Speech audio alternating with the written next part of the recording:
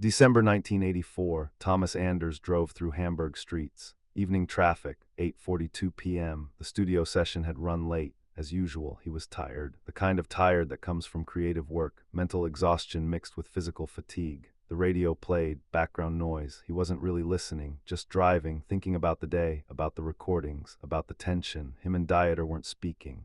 Again, another argument. Another silence. This one had lasted 3 weeks. They communicated through the engineer, through notes, through the manager, but not directly, not to each other. Professional obligation kept them working together. Personal pride kept them apart. Thomas turned onto the highway, heading home, 40 minutes if traffic cooperated. The radio DJ's voice cut through his.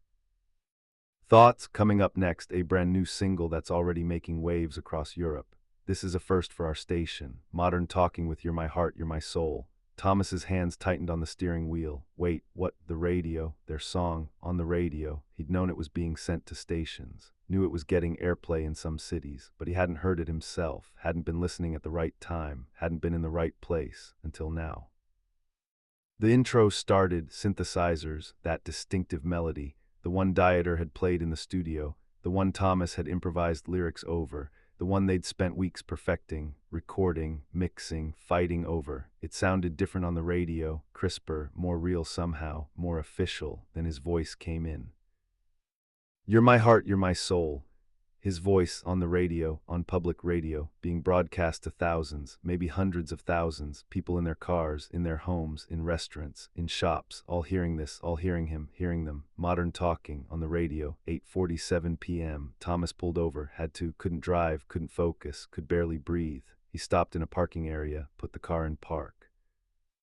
Turned up the volume and listened, really listened, to himself, to his own voice, to the song he'd sung 50 times in the studio. But this was different. This wasn't playback. This wasn't a rough mix. This was radio. This was real. The chorus hit. I'll be holding you forever, stay with you together. Tears started, hot, unexpected. Overwhelming. This was the moment every singer dreams of. The moment you go from aspiring artist to actual artist, from recording songs to having songs played, from hoping to succeeding. This meant it was real, all of it, the years of vocal training, the small venues, the rejected auditions, the doubt, the struggle, the times people had told him to get a real job, to stop wasting his life on music. All of that had led here, to this parking area.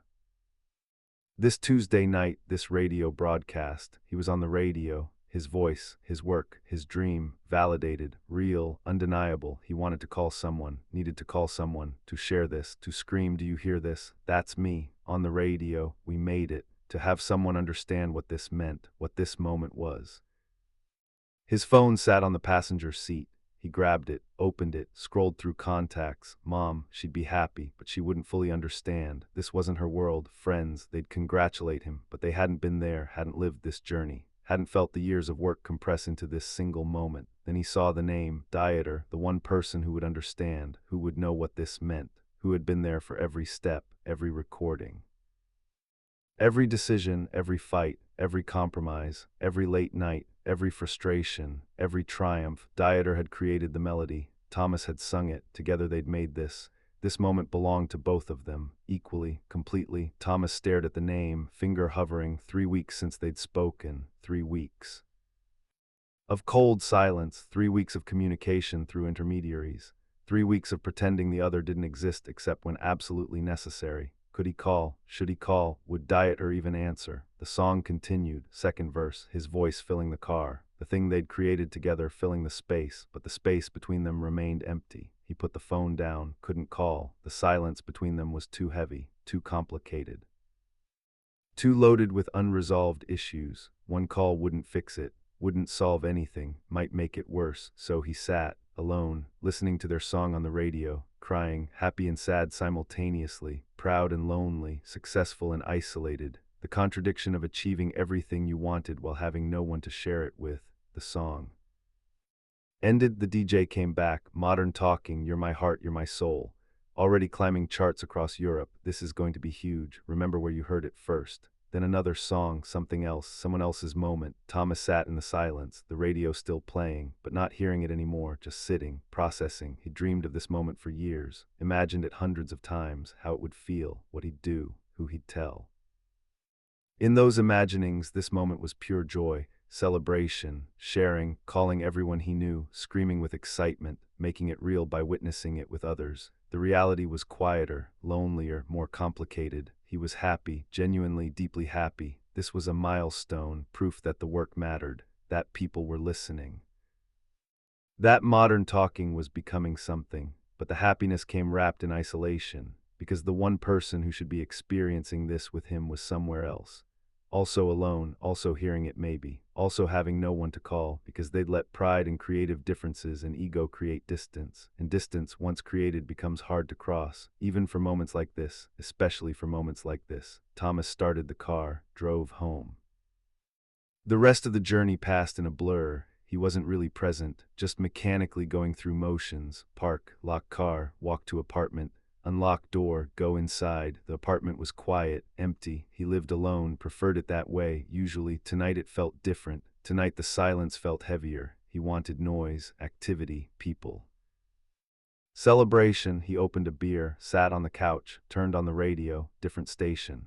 Hoping maybe they'd play it too, didn't, just other songs, other artists, other people's moments. He thought about calling his girlfriend. She'd be excited for him, but they'd been dating only a few weeks. She didn't know this world, didn't understand the significance, would say congratulations, would smile, would try to be happy for him, but wouldn't feel it, wouldn't get it. This required someone who understood, who'd lived it, who knew what it took to get here. That was Dieter, only Dieter, and Dieter was unreachable, not physically, just emotionally, separated by silence and stubbornness and unresolved conflict. Thomas finished his beer, got another, sat, stared at nothing, tried to feel happy. Tried to celebrate, tried to let the moment be what it should be, but couldn't, because success without sharing feels incomplete, hollow, like achieving a goal and having no one witness it. If a tree falls in a forest and no one's there to hear it, does it make a sound? If you succeed and no one's there to acknowledge it, does it count? Technically, yes. The song was on the radio, the work was done, the achievement was real, but emotionally, it felt partial, unfinished. Like getting to the mountaintop and realizing you're alone. The view is beautiful, the accomplishment is real, but the experience is diminished by solitude. He went to bed early, couldn't sleep, just lay there, thinking, processing, wondering if Dieter had heard it, wondering if Dieter had felt the same thing, wondered if Dieter had. Wanted to call him, wondered if Dieter's phone sat on his table with Thomas's name on the screen and his finger hovering.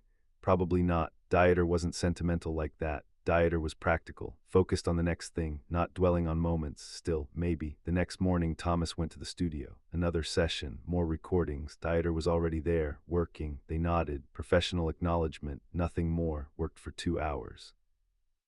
Through the engineer, through notes, no direct communication. During a break, Thomas almost said it, almost mentioned the radio, almost asked if Dieter had heard, but didn't. Pride stopped him, or fear, or the knowledge that Dieter wouldn't care the way Thomas needed him to care. The session ended, both left, separately, as usual. That night, the manager called. Did you hear it? Hear what? The radio play. You're my heart, you're my soul. It's everywhere. 3 stations in Hamburg, 2 in Berlin, 1 in Munich. This is happening. This is really happening.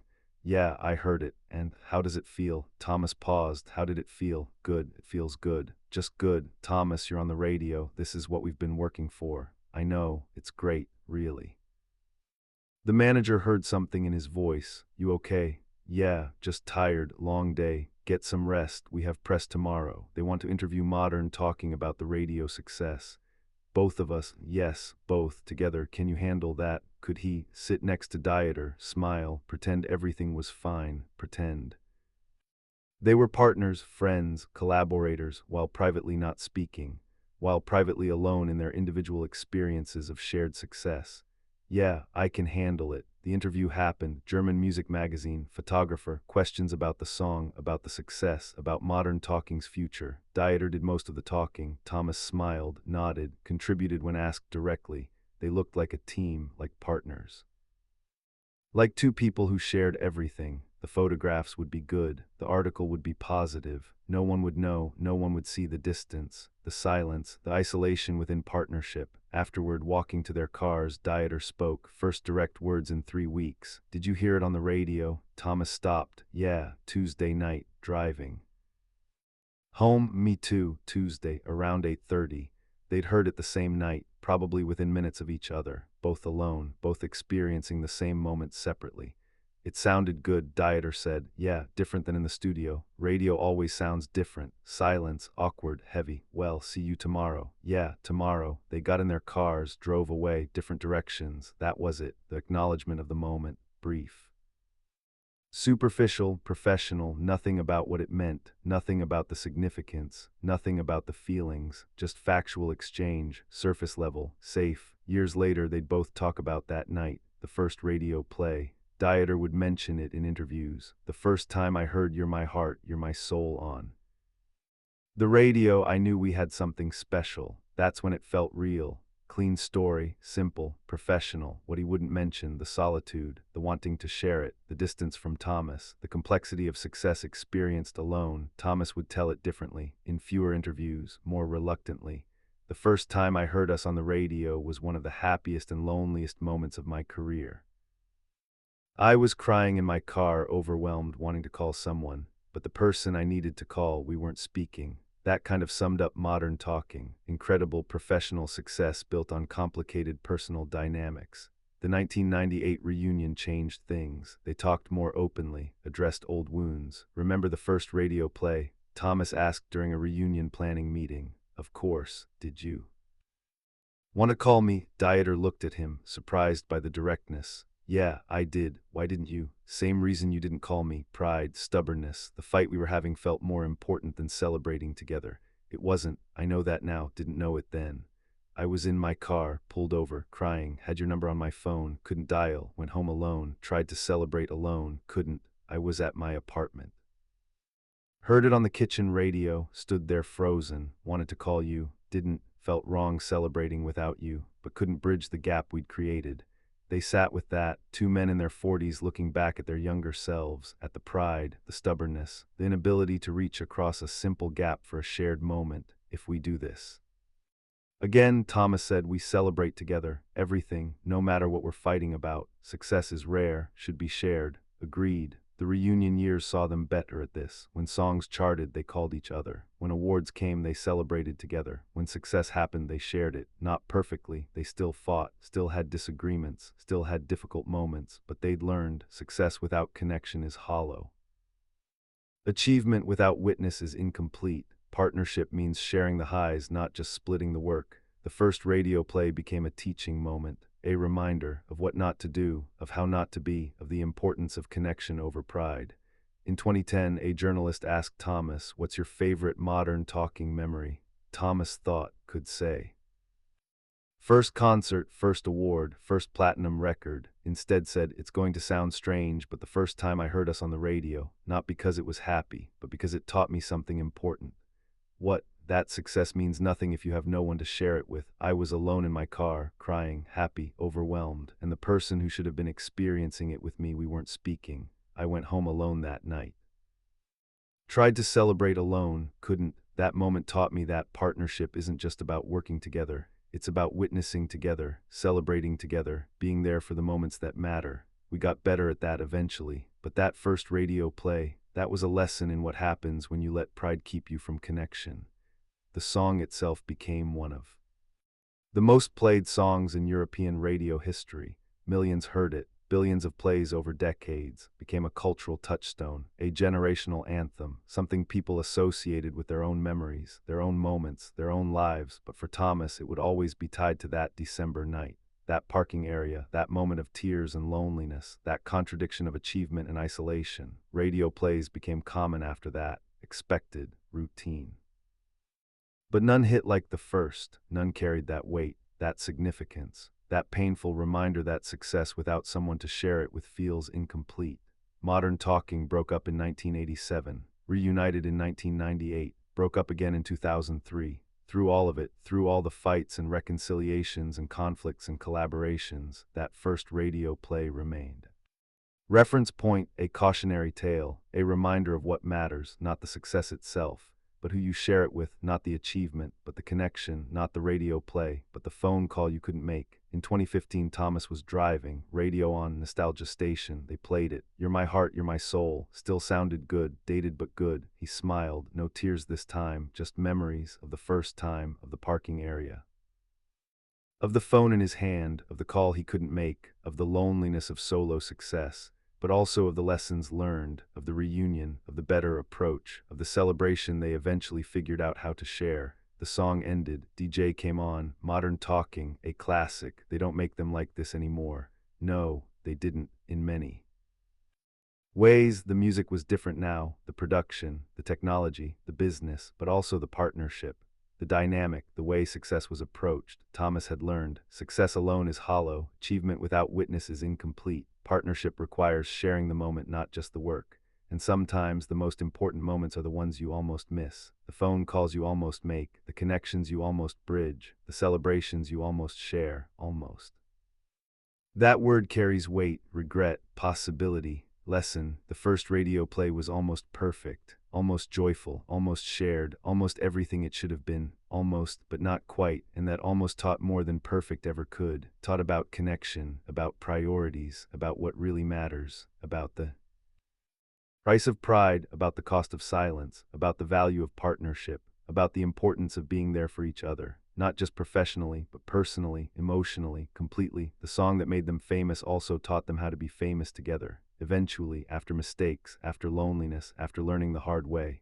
That success without someone to share it with is just noise, beautiful noise, chart-topping noise, historic noise, but still just noise.